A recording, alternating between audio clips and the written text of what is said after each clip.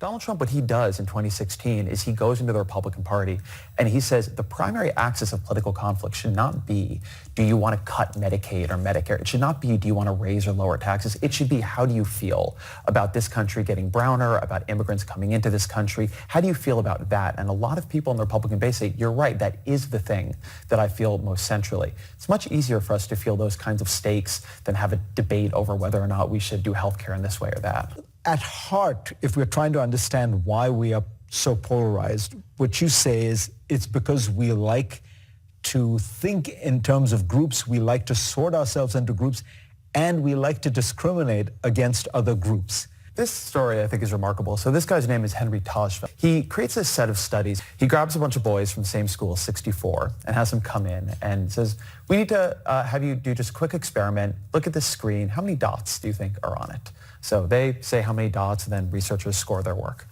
And then they say, you know, while you're here, we'd like to do a study totally different from that one, no relationship, but just for ease of use, we're going to separate you into the groups that overestimated the number of dots and underestimated.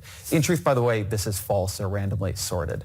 And so then the next experiment is a money allocation study. And immediately these boys who are similar to each other, know each other, go to the same school, and have been separated based on one, a meaningless characteristic, dot estimation that is not even true, begin discriminating against each other. They give more money to people in the group. He then... And to explain, they get no money. So the money is being given to other people. To other people. And yet they give more to their group, exactly, which is a meaningless group. What is striking about this study is this was supposed to be underneath the line of group behavior. What Tajfel wanted to do was begin adding and adding and adding group dynamics to figure out when group psychology would take hold. He couldn't find something small enough that it wouldn't do it at some level. So this was meant to be his sort of control. Yes, exactly. Where people paid no attention to the groups because they were so random and unimportant. Mm-hmm. And in fact, even there, you found that people... Even that minimal.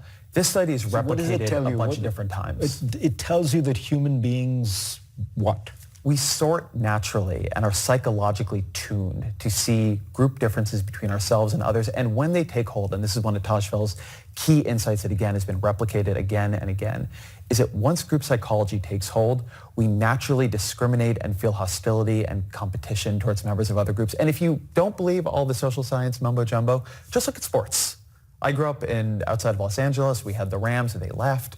I'm very comfortable with the idea that players go where the best money is, teams go where the stadium tax breaks are, and yet we are so attached to the outcomes of these games that for us don't mean all that much materially, that we will riot, burn cities, our emotional highs go up and down. That's because sports key on this deep sense of group psychology.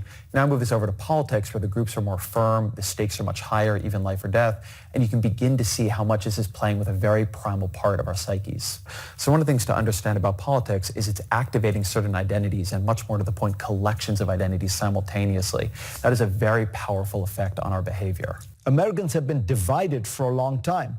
The policy differences in the 1950s and 60s between Southern segregationists and Northern liberals, or between free market purists and great society advocates, were actually greater than those between most Republicans and Democrats today. But back then, each party contained within it a variety of political views, which meant these differences had to be navigated and negotiated.